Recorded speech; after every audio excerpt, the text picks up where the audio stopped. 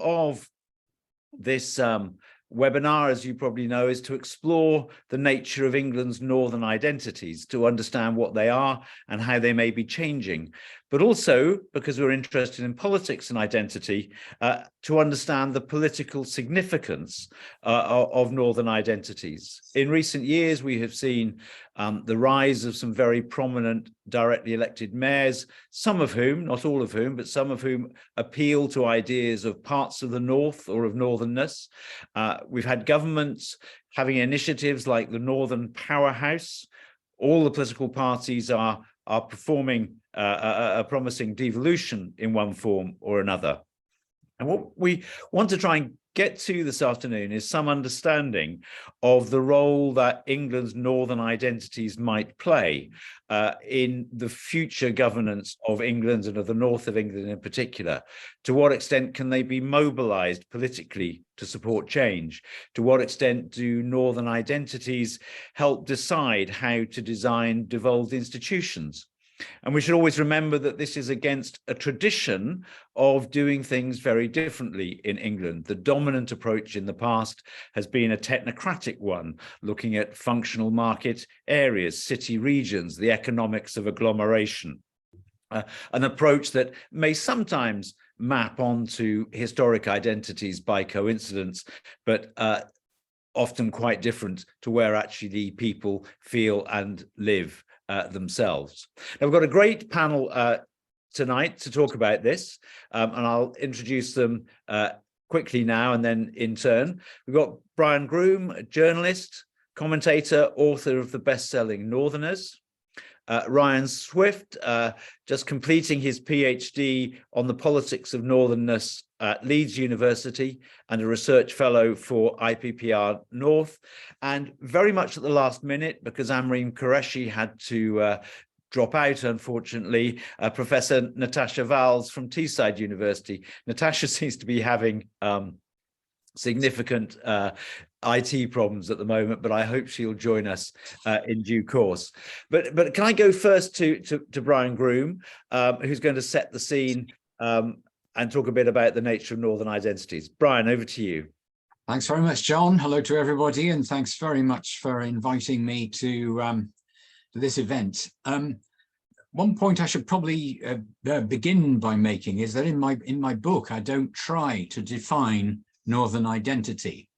Not because I don't think that's possible, but because I think it's a complex and multi-layered thing.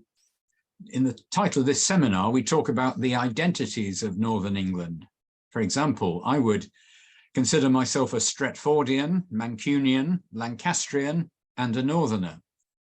In my case, I feel the broader Northern identity quite strongly, but not everyone does. It can depend on people's family and social connections, their work patterns, ethnicity and religion, and a whole host of factors. I would say there are three areas of the North where a sub-regional or a county identity is felt especially strongly. In the Northeast, where many people consider it to be the only true North, and that Lancashire and Yorkshire are in the Midlands. In Liverpool, an internationally connected seaport, where some people consider themselves Scouse, not English. And in Yorkshire, which considers itself God's own county. And often people emphasize their northernness when they think of it in relation to the south. Some degree of northern consciousness has existed from the earliest times. Bede in the 8th century referred 9 times in his ecclesiastical history of the English people to the Humber as the boundary between north and south. But haziness about where the north begins and ends is probably one factor as to why we don't have a northern independence movement on the scale of Scotland or Wales.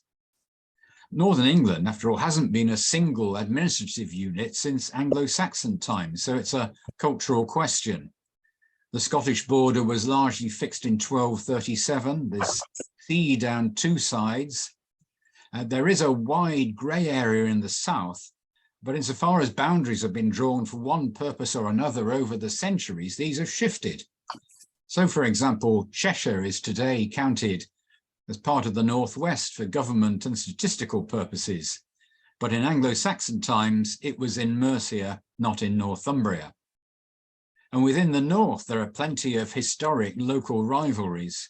We know all about Liverpool versus Manchester and Newcastle versus Sunderland and Lancashire versus Yorkshire. Others, perhaps a bit less well known to outsiders, include the fact that people in Sheffield used to look down on those in Leeds because Sheffielders made their money from steel, not suits. In the book, I sidestep these questions by adopting a liberal, inclusive definition. The north is where the people who live in a place think they're in the north, and a northerner is simply someone who thinks of themselves as a northerner. And after all, I'm not trying to create a government or issue passports. This identity or these identities have evolved over the centuries. The Industrial Revolution was the biggest shift. Suddenly, a region that had frequently been written off as backward was starring in the key global event, enabling populations to grow and living standards to rise eventually, without a Malthusian check from famine or disease. As George Orwell later put it, it was the industrialization of the North that gave the North-South antithesis its peculiar slant. Northerners saw themselves as independent, straight-talking, knowledgeable, practical. Southerners perceived Northerners as truculent, lacking social graces, over-competitive, unsophisticated. That relationship has changed again over the past century as the North fell behind economically. Too often now it feels like a supplicant region, always holding out the begging bowl. What the North badly needs is a recovery in its productive capacity. The new breed of metro mayors hope to achieve a green industrial revolution using the attributes of rivers and wind to reindustrialize the region and create well-paid jobs and raise productivity. The North already produces more than half of the country's renewable energy. But success is far from assured. Other parts of the world are building green industries such as electric vehicles and low-carbon hydrogen. Can this identity or these identities be harnessed for political aims? Identity can be a dangerous thing. In the Middle Ages, the students at Oxford and Cambridge divided themselves into Boreales from north of the Trent and Australes from south of it. And there were regular riots between them right up to the 16th century. I think that was mainly an excuse for a fight, like football casuals in the 1980s. Identity politics in the modern era of populism and intolerance can be downright poisonous, but I don't think it can be ignored. It underlies questions of politics and economics. Certainly appealing to regional sentiment is not a surefire route to success. Northeast England has one of the strongest regional identities, but proposals for a regional assembly there were defeated by 4-1 in a referendum in 2004. Regional fairness is very much in people's minds today, however. It lies at the heart of complaints that the government's levelling up agenda lacks substance. That concern for fairness sits alongside the more technocratic argument that regional inequality and centralisation are holding back growth.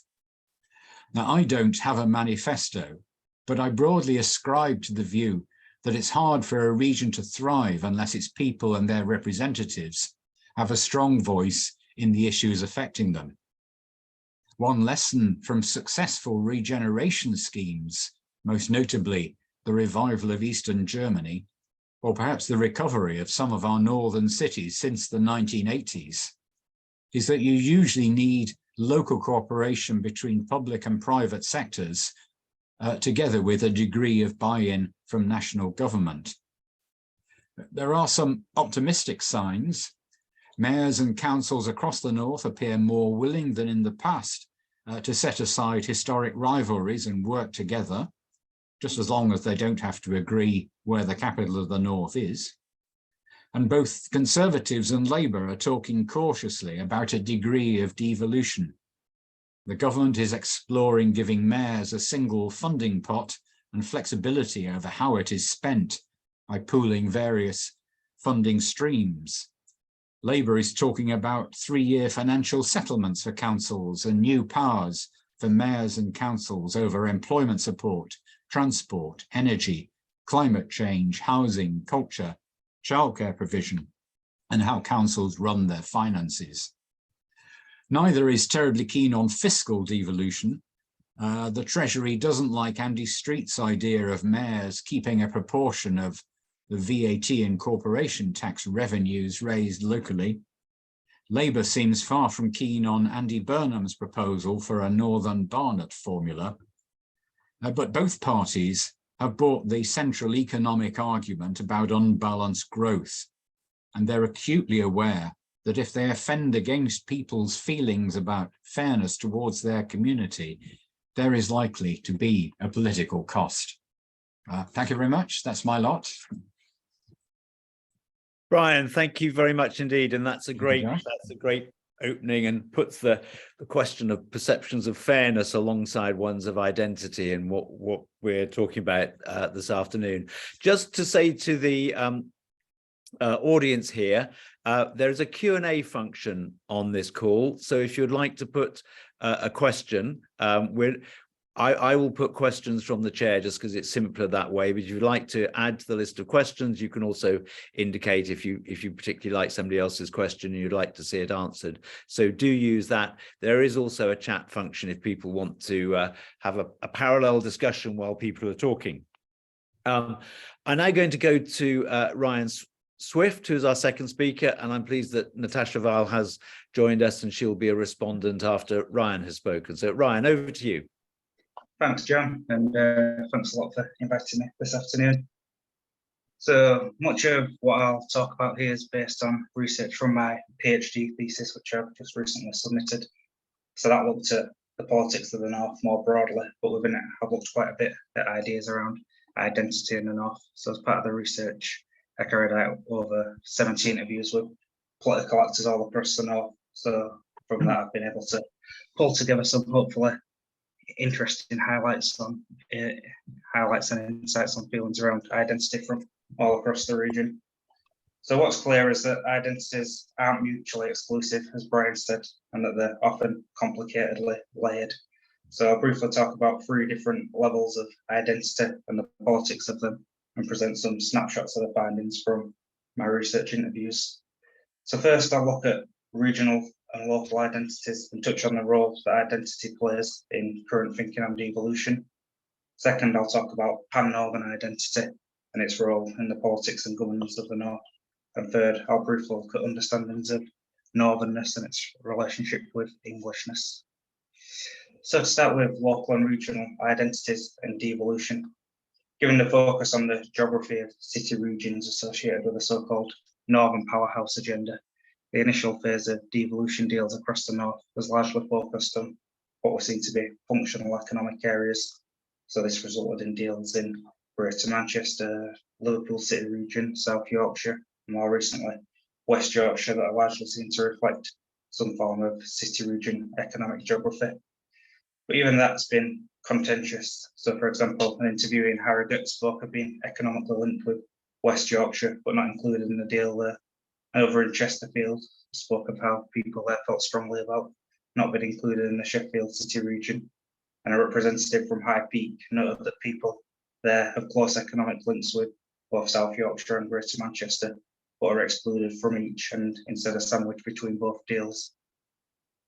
But further to these issues in actually defining functional economic areas, another common critique of the geography of existing approaches to devolution across the North is that they fail to adequately resonate with people's identities. So some participants described existing devolved tiers as artificial, as political and economic constructs where there's no discernible affinity.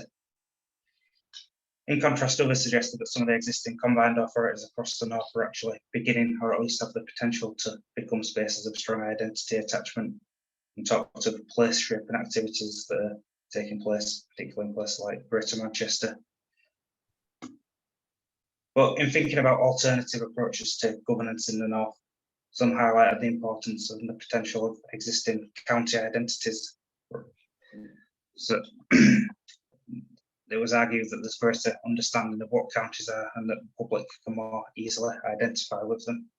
But across the north, there were different takes on this. So in Yorkshire, numerous interviewees spoke in support of one Yorkshire devolution and highlighted the importance of Yorkshire identity in this. But in Lancashire, the picture was somewhat different. While one participant talked about the case of Lancashire-wide devolution based on historic boundaries, including Manchester and Liverpool, another interviewee, actually in local government in the county, argued that getting some in Lancashire to look county-wide is an impossible task. Previous debates around the geography of devolution in the Humber area are quite indicative of the tensions that exist between functional economic geographies and county geographies and what that means for identity.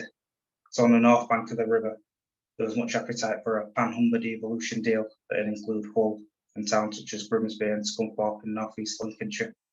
But south of the river, there was great support for a Lincolnshire-wide county deal.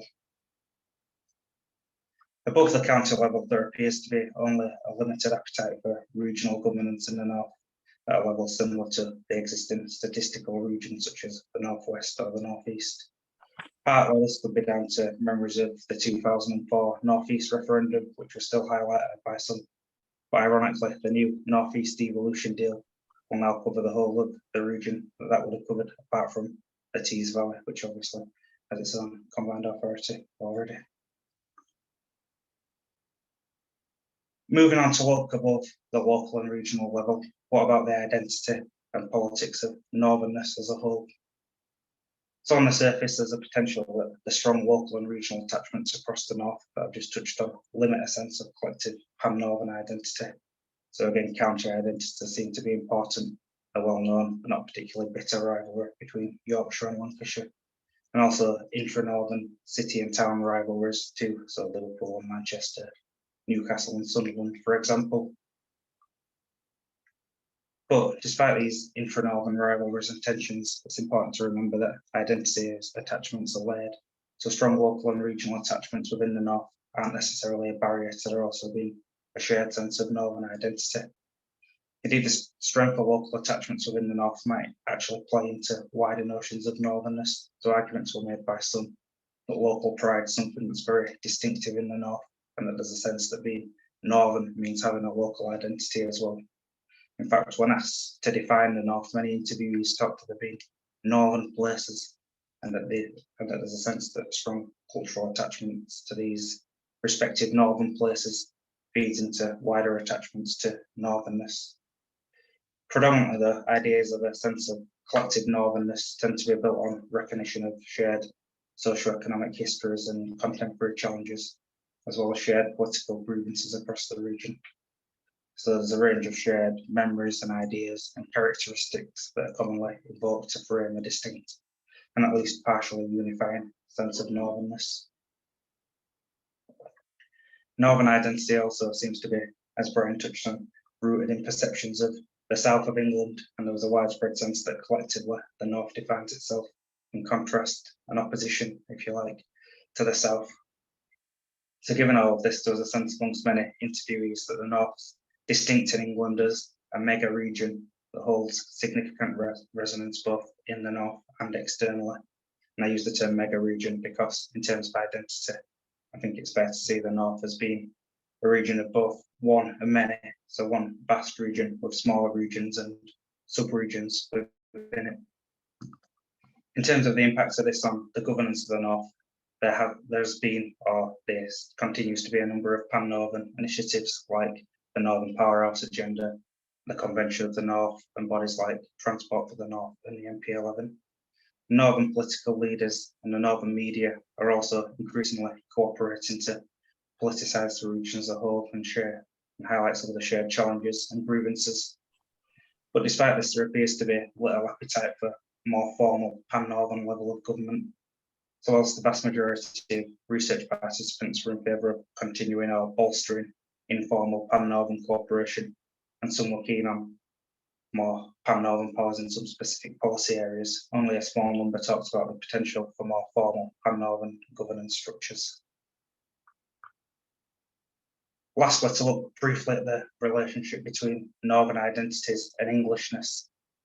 It's difficult to assess the way that identities such as northernness and sub-northern identities interact with Englishness based on much of the existing polling. But within the literature, arguments pointing out the southern-centric nature of Englishness and in turn the exclusion of northern identities from it have been highlighted. So some have argued that the ideas of England and Englishness are largely based on an England of the South, and that this implicitly leaves the North and Northernness outside of it. And in the popular imagination, dark, dirty, industrial North has long been presented as other to the Englishness constructed around the south of England. Further to this, a recent study found that more than 80% of Northerners said that they shared values with fellow Northerners, but just over 30% felt the same way about Southerners. And this was actually wider than the values gap between English and Scottish people as a whole. So this perhaps indicative of wider political discontent felt across many parts of the North, a sense of being ignored or left behind.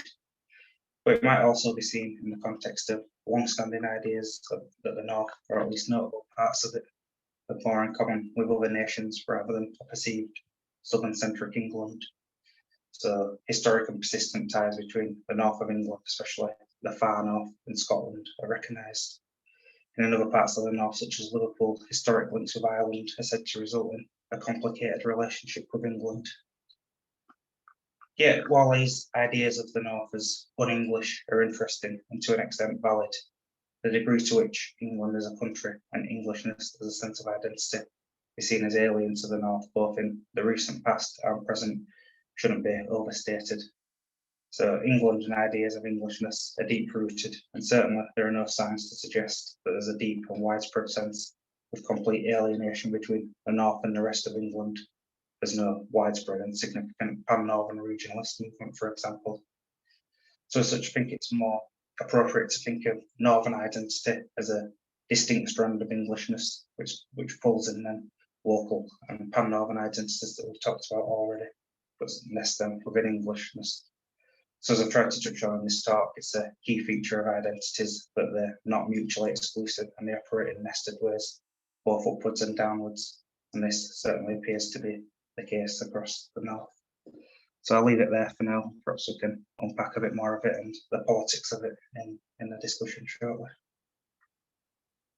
Ryan, thank you very much indeed. And that was also great. I'm going to go now to Natasha Val, who's joined us after some technical problems. Just to say what I did at the beginning, enormously grateful to Natasha, who stepped in literally at the last moment to because Amreen Qureshi wasn't able to join us. And I know that Natasha's not had time to do a presentation as such, but I asked her to be a respondent to the other two speakers. So Natasha, I introduced you before as the Professor of Urban and Cultural History at Teesside University. Over to you.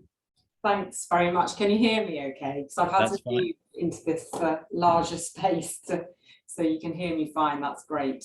Yeah, no, thank you very much to Brian and John for that really rich, all-encompassing, I think, oversight of the contested nature of Northern identities, which, you know, I spent quite a lot of time thinking about and writing about a bit earlier in my career. And what struck me when both of you were discussing this was this, you know, particularly contested nature of the identity and the actual potentially tenuous but possibly quite exciting connection between cultural identity and sense of place and the political context as we evolve with, you know, new ideas of devolution.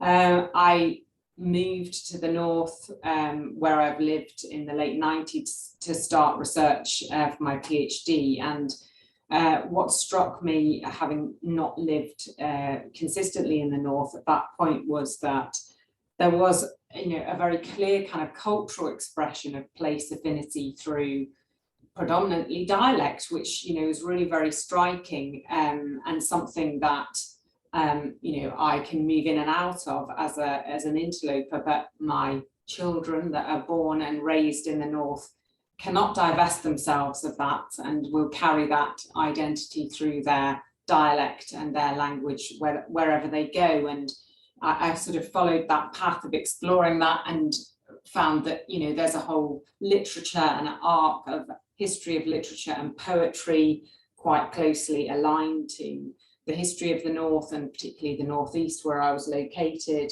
and that you could trace, if you like, the song lines of the industrial history through literature, through art, through culture, that, you know, and that historically in the 20th century an entire architecture around broadcasting, television was created to try and capture that, that place affinity. Some went on to argue that that created a caricature of the North, you know, the cloth cap North, but I argued that actually in exporting those cultural products, those artifacts, those that whole raft of things that were associated with that place affinity, not least dialect, that created a broader understanding of what we could describe as a cultural region. So I think there is a lot to think about in relation to place affinity, and in particular to pride. There is a side of this which is of course highly contested, and that is, I suppose, located in that questioning of where that identity sits, when a place feels that it's left behind, or that its inhabitants feel that they're left behind in the national journey. And that's, I suppose, where we are currently. And you know, John, you spoke to that in some of your respondents to your interviews, and that's given rise to some, I suppose, political dissatisfaction that we see reflected back into discussions around Brexit, in our post-Brexit politics, and in some of the populism that we see that's prevalent in the northern political context currently.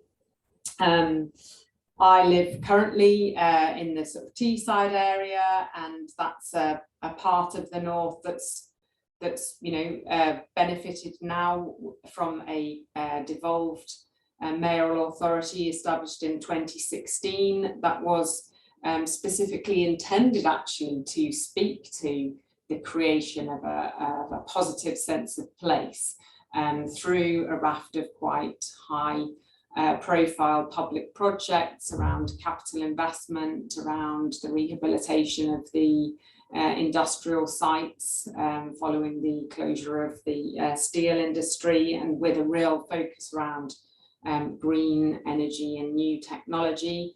But I think the, you know, placemaking effect of that infrastructure is really yet to be seen. And we watch with interest as this evolves, particularly around the developments relating to the free port, for instance, and need to think quite carefully about what this means in terms of local place affinity and the role of our institutions in that as well. Where I live, I'm reminded constantly about the ridings also, and the identity of the Yorkshire ridings as they bump into the industrial zone of the Teesside and the Tees Valley. I, in my local area, have a TS postcode, but many inhabitants of that path see themselves very much part of the North Riding of Yorkshire, and, you know, petition frequently to be allowed to be moved into the sort of Darlington or Northallerton postcode area. So, you know, the local contested nature of the identity, particularly around the relationship to the post-industrial and the industrial legacy, continues to be quite a live issue for people that live in the North, and particularly the parts of the North where I'm located currently. And I think really the identity politics question is one that we need to think quite carefully about in relation to the question of the identity of the North, especially the narrative around perhaps a particularly, you know, masculine history of industry and an identity predicated on pride in relation to that. So that's something that I think we need to acknowledge and speak about.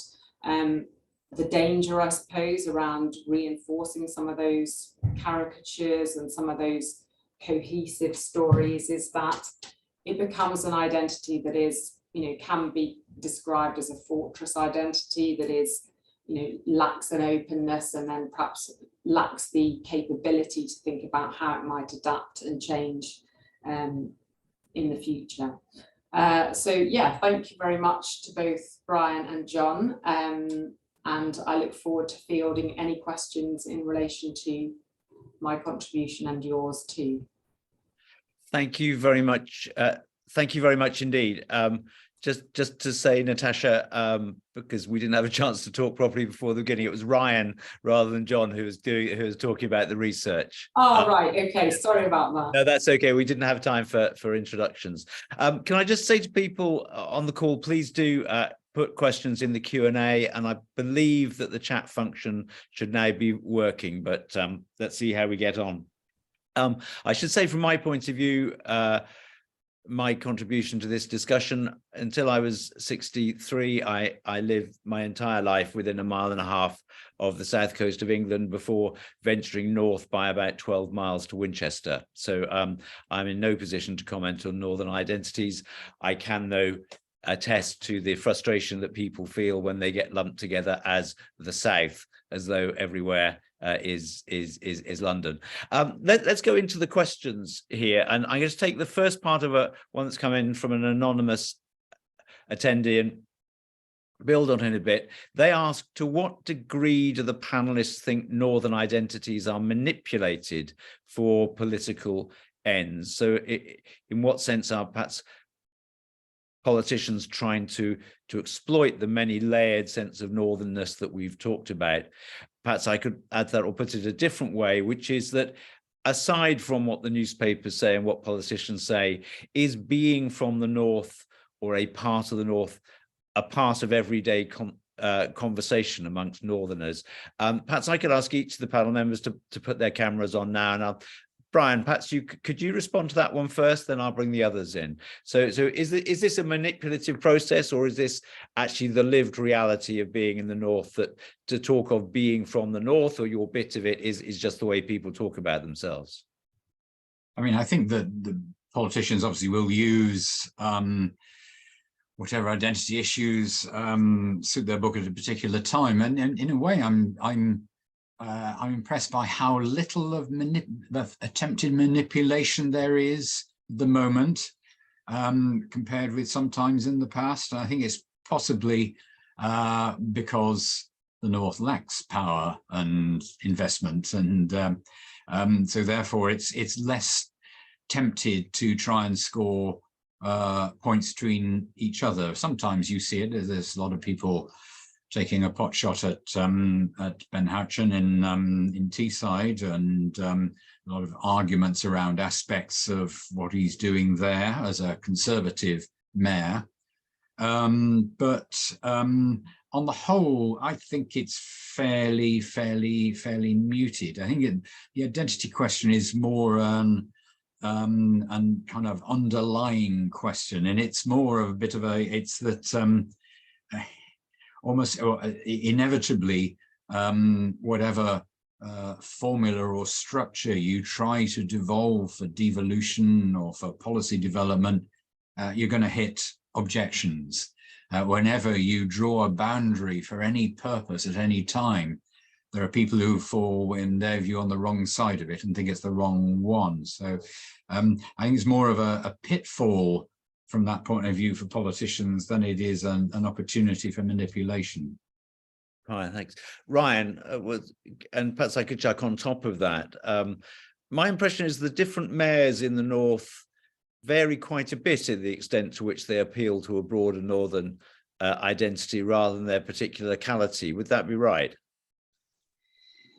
Yeah, I think so. I think it's used by some to kind of speak for the north more than others, if you like, and I think ultimately there's always going to be a focus on their own patch, but I think we've seen over the last few years they do come together when there's shared challenges and grievances, and obviously that's political in some sense to kind of put pressure on the government in Westminster, but I'm not sure it's manipulated. I think it's only possible for them to be able to do that because there already is that kind of cultural idea of the north and northernness that already exists in kind of popular imagination that can be mobilized politically. So deep-rooted ideas of a north-south divide that, as Brian said, go back 1,000 years, if you like. So I think sometimes it might not be the kind of best level to operate at politically, but I think the north can be mobilised politically because of that existing kind of cultural sense of northernness that exists, maybe not on a day-to-day level as people's primary source of identity, but I think it's there in the background in a lot of these discussions. Yeah, and Natasha, presumably when all the North's newspapers or all the major ones get together and have the same front page, that in part is because newspaper editors believe their readers want to read that sort of message. Yeah, that's right. So I think there's probably just some lazy assumptions about, you know, what's palatable and what's okay, and you know, perhaps some it's not necessarily exploitation of the northernness as such, but more of perhaps particular socioeconomic characteristics and other forms of identity. I think I would probably tend to agree with Brian, and I think there's probably evidence that you know, that particular form of exploitation can be leveraged by northerners themselves when they find it useful. So, you know, that it's an identity and a mantle that can be deployed in different contexts. And, you know, the mayor, for instance, in the Tees Valley Combined Authority, is a very public figure, and I think just, you know, likes to wear that badge of, you know, this is a kind of stoical northern politics that's going to get things done, no nonsense kind of straight talking, and has really probably played to the gallery a bit with the local press with that as well. So it probably works a bit both ways, and I don't know if exploitation is really the right word. Thank you.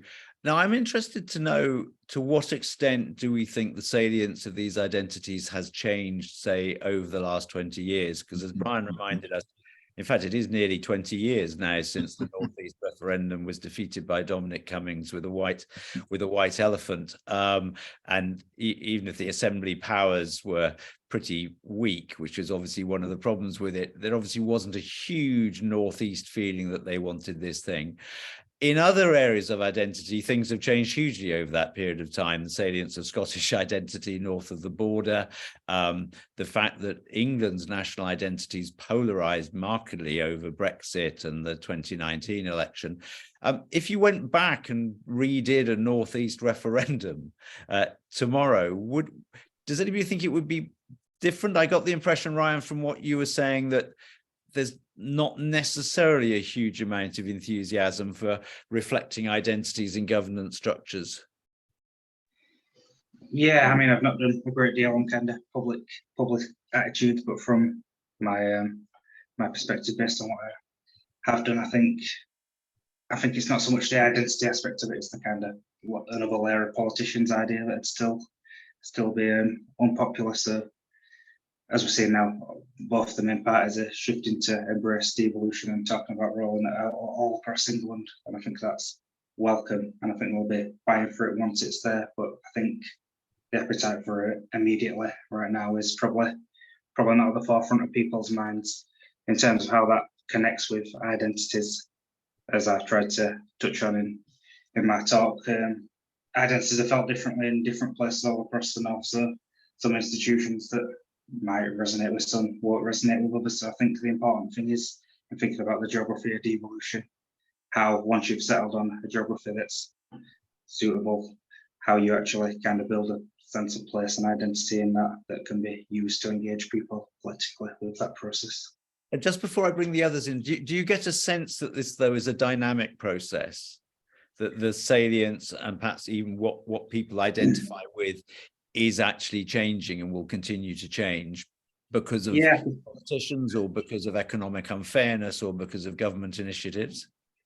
Yeah, well, as touched on before, I think the idea of kind of northern distinction's always been there, but it's probably become more salient in recent years. It's been recognised more politically with the Northern Powerhouse and so on, and metro mayors, as we've talked about, have tried to politicise the north as a whole, and the media have to some extent. In terms of local identities within existing devolved deals, I think some are more progressed than others. So you've seen some mayors where there was already perhaps an identity like Greater Manchester being able to kind of do more to create a city region identity. But I think that's a process that all devolved leaders will be looking to do to try and make the kind of less new devolved deals kind of resonate with the public. Natasha, to what extent do you think this is a constantly changing set of cultural and political identities? Yeah, I mean, I suppose the original question around would people, would they engage and vote in favour of this if it was, replayed?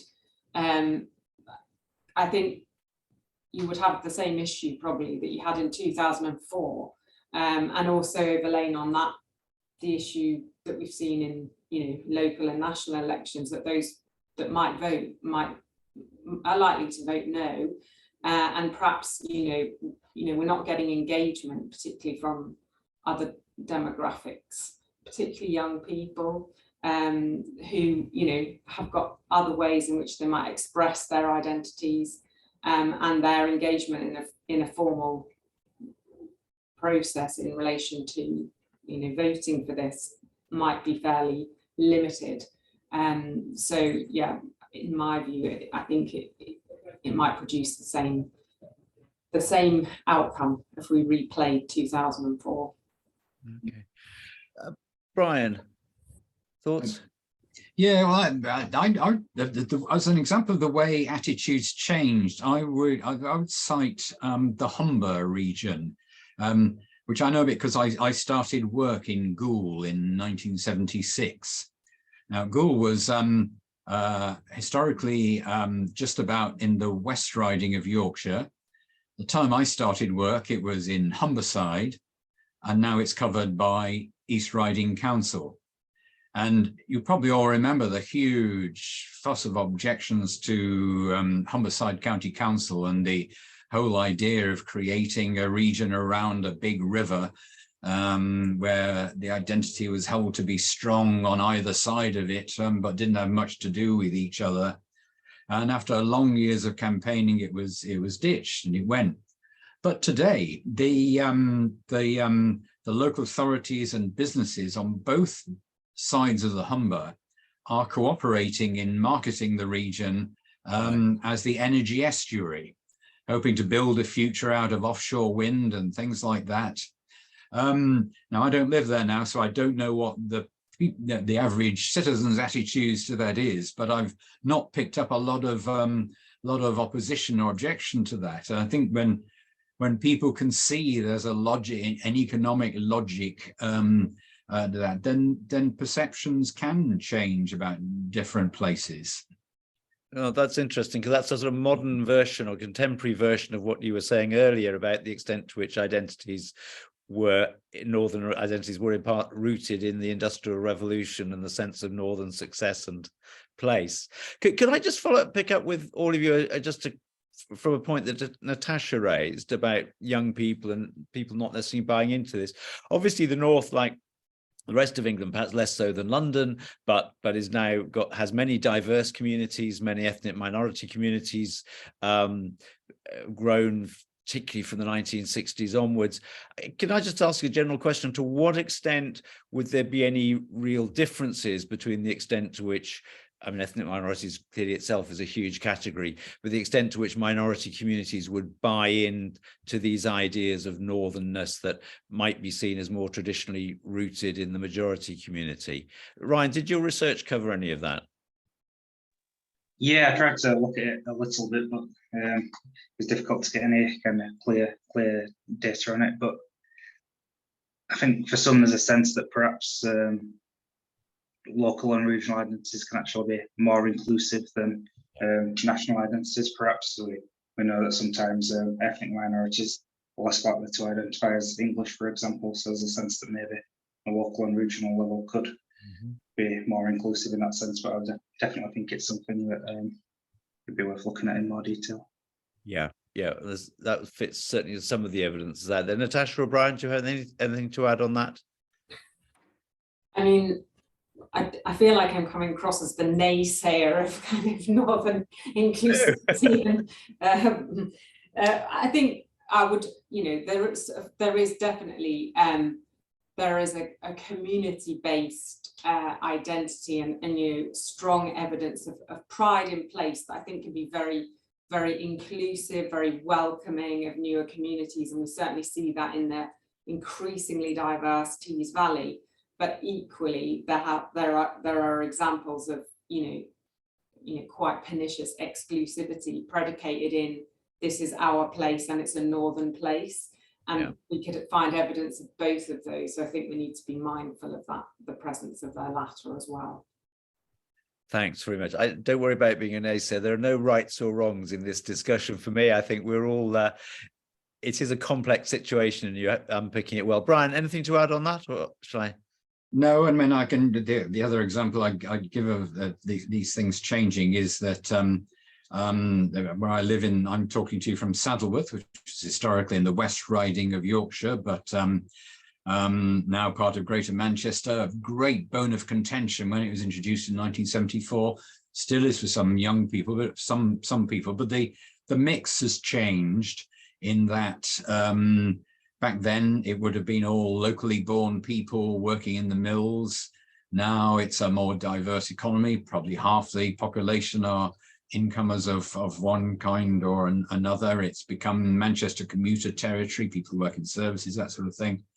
But at the same time, it's become, it is pretty white. And we all remember the Oldham riots in 2001. One result of that is that the Oldham borough has become even more polarized, and there's been a movement of the white population eastwards towards Saddleworth, while the Pakistani Bangladeshi community has focused on the west of the borough. So it's a complicated picture, but it does evolve, and people, I don't think, there's a rigid mindset that people says, that everybody says, never over my dead body will I ever go in with this other area or what have you. I think people are open to persuasion on things that they can see are advantageous. Right, thanks. I'm going to pick up a question now from Ariana Giovannini, who regulars will know was actually a panelist on the last webinar that we held. And she picks up the point that Ryan and others have made, that the devolved structures don't necessarily reflect local identities. And Ryan, I think, gave us, or maybe it was Brian, gave us a series of examples of people who felt excluded from the area they felt they belonged to. And she goes on to ask, why is it so difficult for policymakers to incorporate these identity questions when they design devolution structures? Ryan, you opened this one up. Did you, and would it make a difference? I mean, do you think if the Chesterfields or the Harrogats of this world have been allowed to opt in, that these would have created more successful, more inclusive, more widely recognized bodies? Yeah, I'm not sure. It's a difficult one, because obviously identities are often personal, and the way some people identify with one region or one form of government will differ from others. But I definitely think there's a case for making devolution more inclusionary, so bringing in citizens' voices much earlier in the process than bringing them in where devolution's already in place. And I think looking at identity as part of that is definitely key. But yeah, I think it's difficult in designing devolution deals to think about identity, given that it's so contested, as we've been talking about all the time. But I think it's definitely has a place to play, as well as kind of these economic ideas that have been so prevalent over the last few years as well. Brian, if I come on to you, you mentioned Gordon Brown's report for the Labour Party, which if you take it at face value, says that a Labour government wouldn't impose regional structures, but therefore people at local level have got to agree what sort of regional cooperation and structures they want. I mean, looking at the region that you know well, how easy would it be to find a process in which the local, the sub-regional, the city region identities can come together at a larger level, if that's necessary, as that paper suggests, for things like regional transport policy or skills policy or energy policy? Or are the divisions going to make that an incredibly difficult process? I'd be reasonably optimistic on that, in that the the chances of cooperating on a north-wide basis, if that's the logical place for transport or for other issues, I think there is not easy, but I think it's possible. I mean, we do for a long time now. We've ended up with a fairly complicated picture in England, because people have at various stages tried to impose some kind of logical, simple structure in local government or in regional assemblies, whatever, that has run into opposition. So you've got little alternative really to trying to devolve to areas that enough people identify with to feel invested in. But the North, as I said, has got better at cooperating and talking on issues that it sees as of common interest. And I wouldn't completely rule out being able to create some kind of functional way. It's when you start shifting money and power, it becomes difficult. But I'm sure there must be a way of doing that. And Natasha, what's the mood in Teesside and then the surrounding areas that you talked about, do you think, for seeing itself as part of some sort of larger region if government says that, you know, you're not big enough to deal with some of the bigger questions of regional policy, like transport? Yeah, I suppose it depends on whether you're talking, you know, at the level of the citizen in the Tees Valley region. I think, you know, it would help if, as Ryan said, if people consulted at an early stage, then you might get more proactive buy-in to something that was more coalescing, more coordinated. But that hasn't really taken place. So I think people continue to see these structures as largely technocratic and imposed. Certainly, you know, just small adjustments to the transport infrastructure. It doesn't have to be a high-speed railway north to south or across the north, but even within the Tees Valley area, where it's really difficult to get from Darlington to Redcar, you know, and then of course you've got areas that are completely unconnected. So when we've done work around the Tees Valley Combined Authority area and the sense of place within that, the lack of transport infrastructure within the Combined Authority areas is a clear impediment to, you know, even a sense of identity within that geography. Okay, so what's emerging here is quite a dynamic relationship between devolution, the powers, how the economies develop in an area, and the sense of people's identity, which leads me on to a question from Bernard Wiseman, which is a good one really, which is if people in Teesside or Greater Manchester or Merseyside were given the chance to get rid of their devolved powers and authorities, would they do so, or would they keep them? I mean, I suppose the analogy I'm thinking of is the Welsh Assembly that was passed by a tiny majority in the referendum over 20 years ago, and is now the Welsh Senate, a fully formed parliament with legislative powers, as far as I can see from the polling, would not be abolished by the people of Wales if they were given the chance to do so. So how well embedded are these institutions, and would people actually say, for better or for worse, we'll keep hold of them? Can I come back to you, Natasha? So what's your judgment on a Teesside referendum? Yeah, on the existing structure. Yes, if somebody just went, you've got this now. Yeah, would you want to keep it? Yeah, you want to keep it. Entirely depend on who you ask. I think they're quite well embedded in the local business community, with the larger business leaders, with the LEPs, for instance. I think there's strong support for this sense of things are getting done, things are moving in the right direction. There's some momentum around Teesside. Teesside has a profile, or the Tees Valley, I should say, interesting nomenclature there to interchange with. There are some tensions with the LAs, with some of the local political leaders in the towns. So you might get a different answer from them. I won't speak on their behalf because this is quite a politicised space, but certainly there are some tensions there around, you know, the responsibility for different areas of governance, for instance, and who should have ownership for what, and who's on whose patch. I think the combined authority is, you know, has some battles to win in that space. That's interesting, because I was in Bristol just earlier this week, or late last week rather, where they just had a referendum and decided to get rid of their directly elected mayor structure. But local politics appears to have played a role in that. Ryan, what's your view? Well embedded or fragile? Yeah, I think some are more embedded than others, given the different pace that devolution's moved at. The different times, different places have got deals, and the different powers and resources that different areas have. So I think that all plays an impact, as well as the kind of question of identity. In terms of whether people had abolished them, I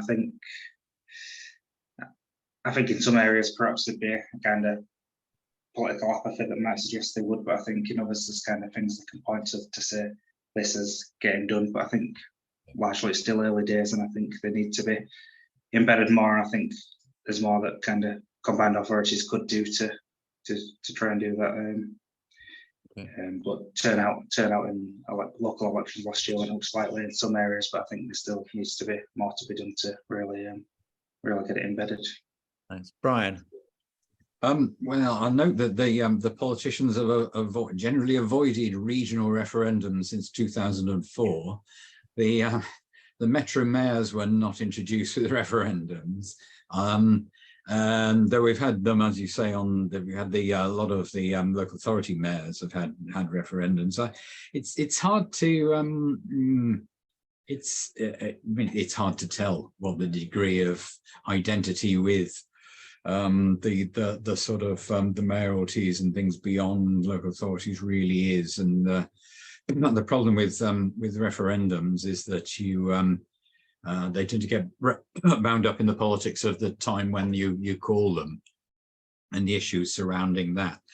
So the outcome is often very unpredictable. I think a good general rule at the moment is to avoid getting too bound up in structural arguments, which have bedeviled this topic for decades. And you do need to have sensitivity to people's identity and views, and more consultation would be a good idea. But I'm not sure I see a whole round of structural upheavals and referendums probably the way to go.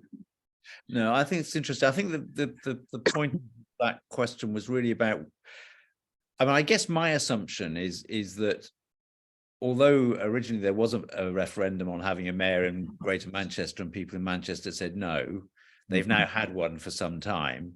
And I guess from my far away Southern English standpoint, the assumption is that people would broadly like to carry on with that particular structure, which is slightly different to whether people would vote for a new structure in a referendum. But we shall see. I want to move on now to a question from Philip Hubbard, but broaden it slightly. So he's talking about the failures to really establish structures in the East Midlands and possibly the West Midlands that become rooted, and whether there shouldn't be a different approach to the Midlands, and whether that would help reduce the North-South divide. What I want to bring in off the back of that is there is this point that when people talk about the North and the South, if by the South we mean Greater London, and the North we mean the places where people feel north, on your definition, Brian, there are actually more people in England who don't live in the South or the North than either the people who live in the North or the people who live in Greater London as the South. And one of my questions really is, when Northern identity is framed perhaps as a sense of unfairness, to what extent is there a recognition that actually, in order to unlock what the North needs, the way that England is governed as a whole needs to change? because decentralization may have particular impacts on the north, but just not on the north. So I just wondered, in the discussions about the north, to what extent this is seen as part of the need to change the way that England as a whole is governed, or this is seen as specifically a northern problem, or a problem of northern areas of England. Brian, can I come to you? Yeah, there was a, when I was researching the book, I read a book by a previous writer who traveled around the north in the late 1960s. And one surprise he came across at the time was that people in South Yorkshire, places like Rotherham, consider themselves to be in the East Midlands, which is not what you'd expect. And it seemed to go back to two things. One, during the war, I think when England was administered by regional commissions, one of them covered that area. And also the area was covered by the East Midlands Co-op. Yet today you would say that, say the biggest anomaly in the southern boundary issue is probably Derbyshire. There's no way that northern textile towns like Glossop and New Mills are anything other than northern, but down in Derby, in the south of Derbyshire, it's probably a bit different. So you whatever you do in the north does have sensitivity, both for our immediate neighbours and as you say, the rest of England. You probably, I mean, whatever you do in terms of regional government and devolution in England, you probably do have to make it available to all parts of the country without trying to impose a single model on everybody. I can't envisage a kind of devolution for the north that excludes the Midlands and the Southwest and the South and the East, in which they're not allowed to have the same devolved rights to self-government as the North is. So I don't think you can see it out of the context of English devolution as a whole, no. Okay. Ryan, can I ask you about that? I mean, I know there have been some examples. All the mayors in England, I think, got together with Michael Heseltine a year or two ago to put out a call for new powers. But is there a sense in the north that actually for the north to get what it wants, England needs to change? Yeah, I think so. I think that's increasingly recognised. So talking to people about ideas of socioeconomic inequality, I think most people recognise that it's not as simple as a north-south divide. It's sometimes easier to frame it in that way, if you like, but it's obviously not that simple. And I think devolution and things like levelling up were initially trying to speak perhaps more to the north than other parts of the country, but I think now it's safe to say they're both entirely countrywide agendas. So I think there has been a shift in that regard. But just on the Midlands, I think it's kind of an interesting concept, and it's a good question, because when asking people to define the north in cultural, people define it sometimes in cultural terms, in socioeconomic terms, in political terms. So culturally, people would see many towns that you'd talk of as the Midlands, like Stoke, cities like Nottingham, as being part of the north, and they'd draw on that cultural industrial heritage that Brian touched on before, and talk about that as kind of a marker of northernness. So very much in them definitions, plus in the Midlands would be included. And then socioeconomic ideas of kind of defining the north would often draw the line from the Severn to the Wash, so that would include large swathes of the Midlands as well. And then increasingly politically, the Midlands and North have been lumped together with ideas of the Red Wall, with many Red Wall seats in the Midlands, if you like, rather than the North. So I don't think there's a clear North Midlands line, so that sometimes gets lost in discussions of the North or ideas of a North-South divide. Okay. Natasha, can I turn to you and also put to you a question that Michael Howcroft's asked, because it's, I think, closer to where you are than our other two speakers. Whereas when the government does something like, say, they're going to put part of the Treasury in Darlington, does this have any impact on sense of regional identity or the importance attached to the North at all? Well, I mean, I think it's intended to, you know, signal a sort of a devolution of resource, a levelling up initiative, and of course, you know, it wasn't just putting the Treasury in Darlington. It was you know, called Treasury North. So I think it was clearly signalling a reorientation of the gaze to that part of the country, and to, you know, the civil service that's often seen as highly centralised, arguably, you know, quite an elite profession as well, with perhaps limited purchase in amongst citizens recruited from the areas where the new offices are located. So as much as it was, you know, an actual move, it was seen and perceived as, I think, rhetorical in that space as well. Certainly the impact of that is yet to be seen. We work quite closely at the university with colleagues there, and you know, on initiatives to support a more sort of widening participation in the civil service agendas, and that is very challenging, actually. So you know, the results are yet to be seen. Yeah, and I just wanted to respond to the original question, if that's okay as well, in terms of devolution for everywhere, which starts to look a bit more like localism, I suppose, rather than devolution then. And of course, there are other models that we could think about, not least in the Scandinavian nations, where there are high levels of local enfranchisement in terms of fiscal autonomy, and arguably lower levels of socioeconomic disparity as well. So maybe, you know, really what we're talking about is local enfranchisement rather than devolution. Yeah, I think that's very interesting, because that picks up a point that Brian mentioned earlier, that Andy Street, I think, had said we actually ought to be guaranteed a share of the tax revenues that are gained in our area, which is what I think happens in some Scandinavian countries. It's certainly what happens in the German Länder, which means that the Länder central government has to negotiate with the localities. They can't just do deals. And I think that's part of that wider debate. I'm going to end up now, I think, just on one final question, although you probably all feel you've answered it, but there's been a theme running through this about a sense of disenfranchisement or unfairness, or not being properly represented as being a part of Northern identity. Probably a difficult question, but to what extent, if we take these local, sub-regional, Northern identities together, do they ultimately come down to a sense of feeling wronged and not represented?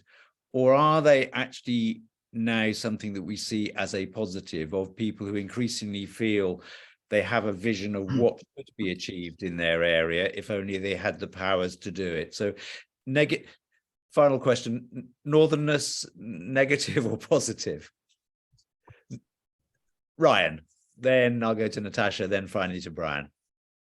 Yes, yeah, I think it's a bit of both, really. So there is lots of negatives associated with it, the sense of kind of been ignored, been looked down upon, if you like, left behind, been economically less advantaged historically than other parts of the country. So they could all be negative, but I think there's a recognition amongst